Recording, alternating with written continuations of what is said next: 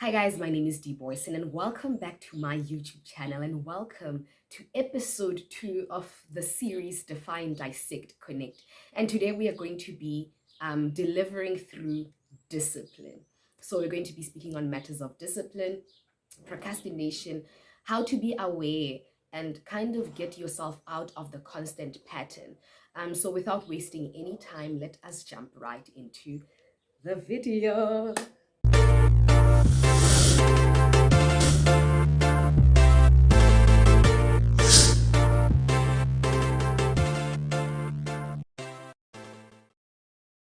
So it's kind of crazy that I am sitting here and speaking on matters of discipline as someone who has for the longest time lacked a lot of self-discipline. I can be disciplined enough to follow through with things that other people ask me to do, um, but I hardly ever follow through as precisely with the things that I know I need to do for the betterment of myself and for the development of myself just in general, or for the things that I do. So yeah, even shooting this video now, I had to talk to myself the entire day, like, please do it, please do it, please do it, please do it, till I eventually just did it, you know. So discipline for a lot of people, when I asked people, I remember a while back that I posted on my status for people to let me know what they think discipline is for them. And a lot of them said that it is doing something, or doing something that you planned to do, even though it does not feel like good, or even though it doesn't feel like something you want to do in the moment, but knowing that it's something that you need to follow through with is what is important in that moment. So because I couldn't like fully just define what discipline is, I went for the dictionary definition, which for me is like, okay, interesting. I wonder what else I can just pull from it and like dissect out of it. So it says that discipline is the practice of training people to obey rules or a code or behavior using punishment to correct disobedience. So the question that I had for myself is that what forms of punishment can we use for ourselves when we lack self-discipline?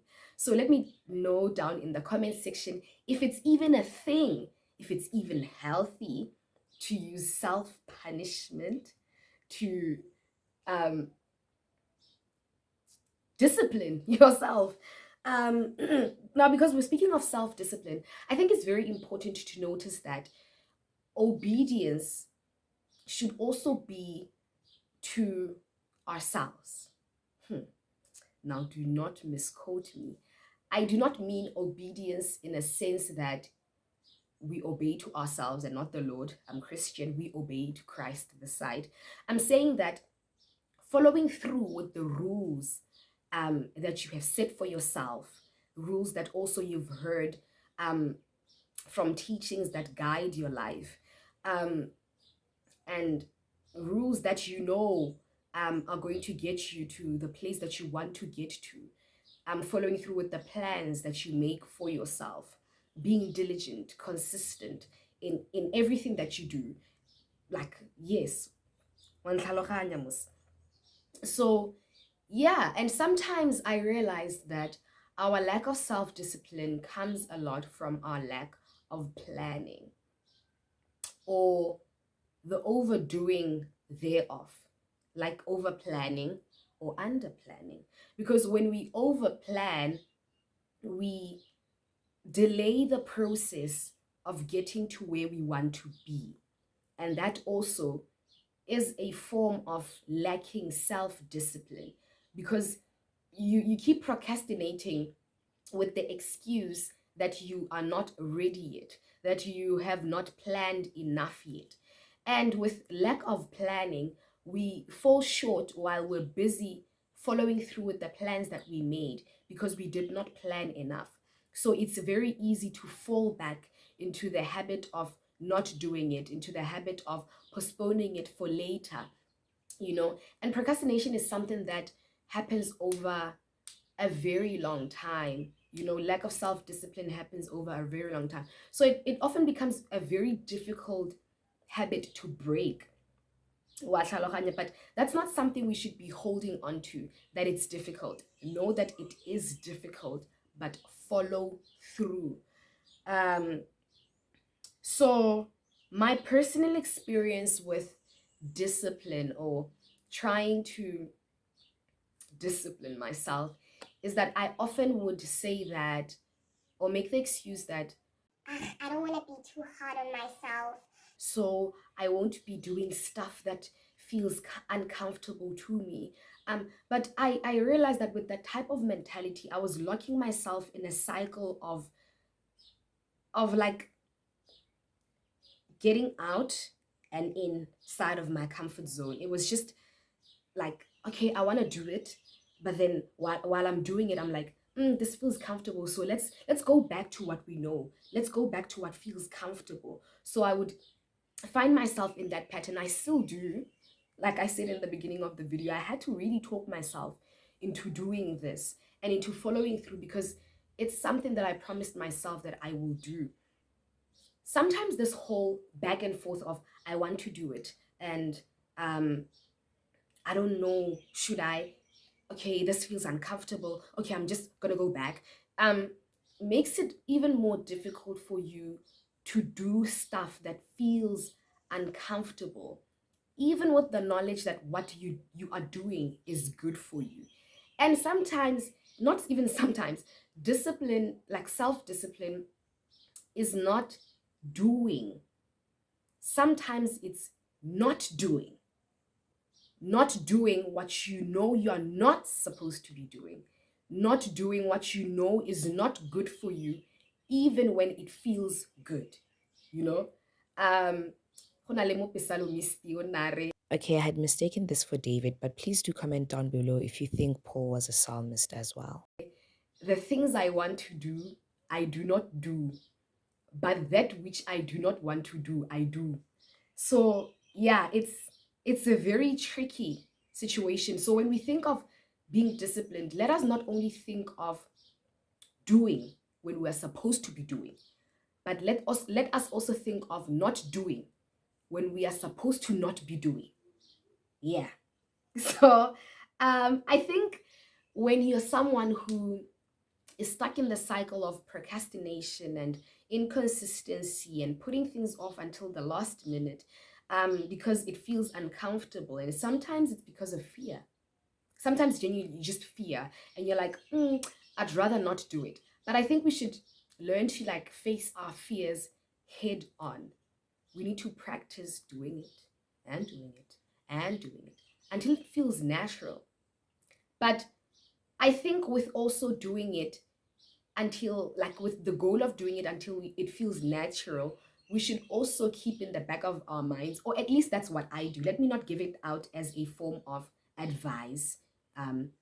But what I do, or how I think of it, is that do it in such a way that you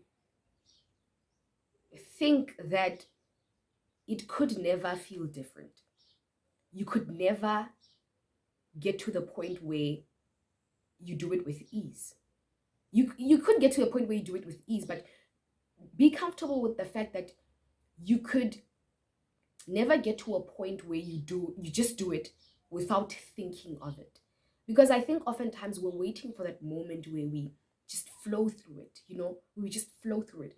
But I think in this moment, I'm holding on to the fact that it may never come. And I'm comfortable with that. Comfortable with doing it when it feels uncomfortable, because I know that the victory that comes with that, oh, is sweeter. Is sweeter. It's very sweeter. It's still sweet when you did it, when you wanted to, but it's sweeter when you knew that you just fought through it. Yeah. So also, I think we should monitor ourselves. I don't know if I said that. I've started this video a whole lot of times. I don't know where I am in my thought pattern. I don't know where I am in my notes. I'm just winging it. Okay? So I think we should monitor ourselves when we find ourselves stuck in this cycle.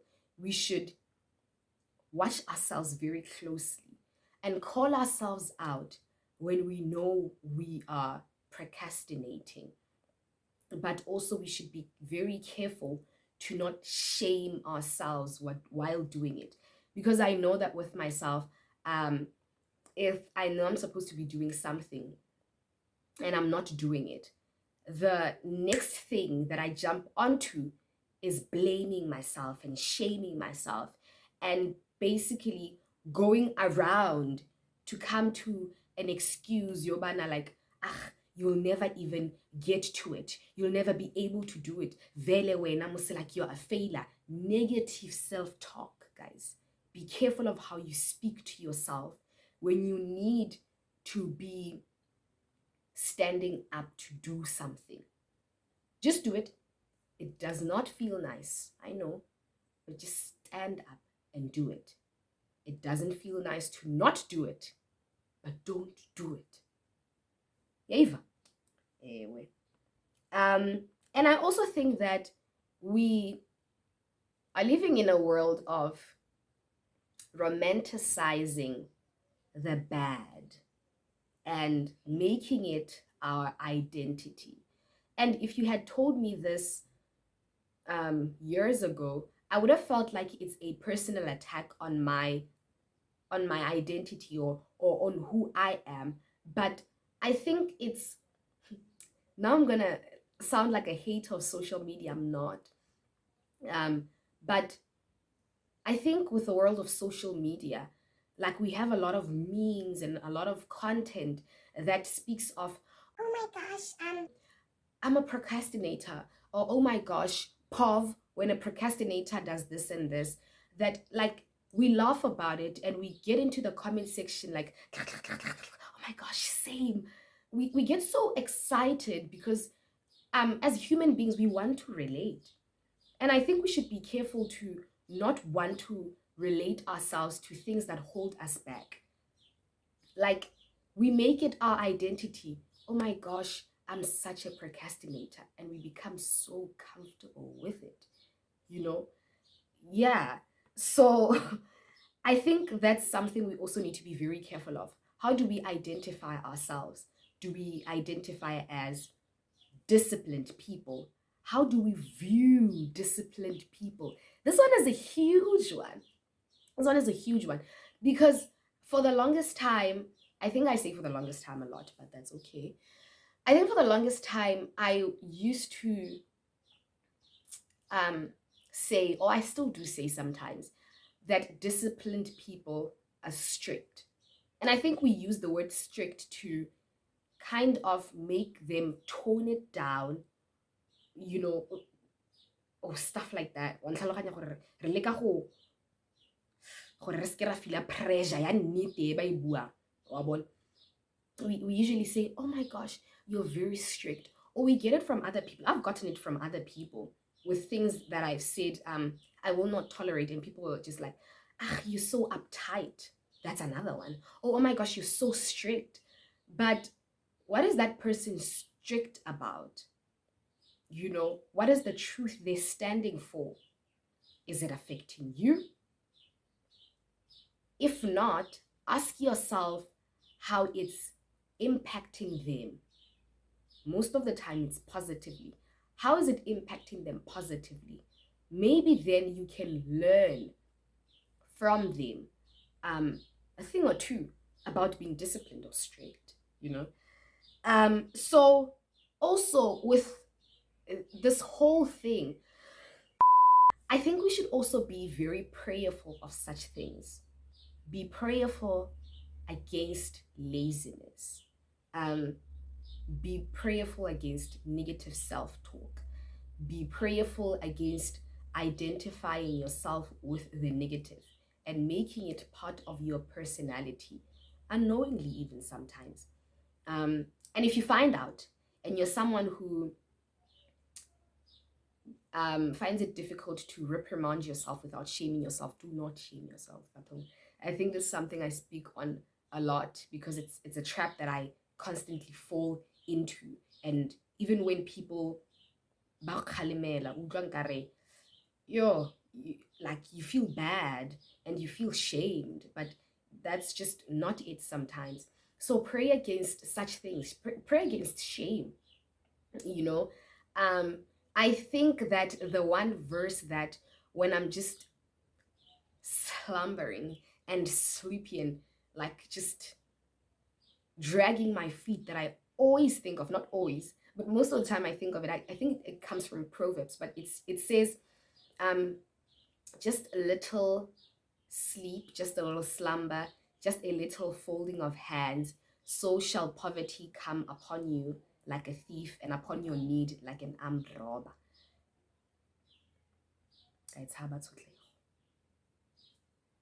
Anyway, thank you so much for watching until the end of the video. I hope that you guys enjoyed the video and that you engage with me in the comment section and with each other, and we keep the conversations going.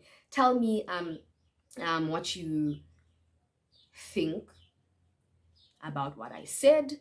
Tell me if there's something that you do not agree on. Like I said, I'm not here to provide solutions to life. If anything, I said in the very beginning that if you're looking for a solution to life, then I think you're thinking that life is a problem that needs to be solved. So we're not here to solve life. It's not a problem. It does not need to be solved. So if there's anything that you disagree with, something that you think I could have added, an idea that I sparked, please do say. Yeah.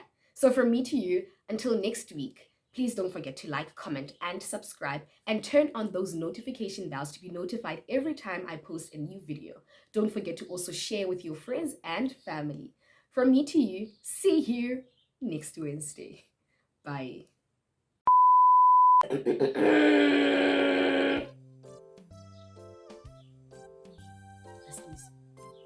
I'm very disturbed. I'm finding it very difficult to concentrate.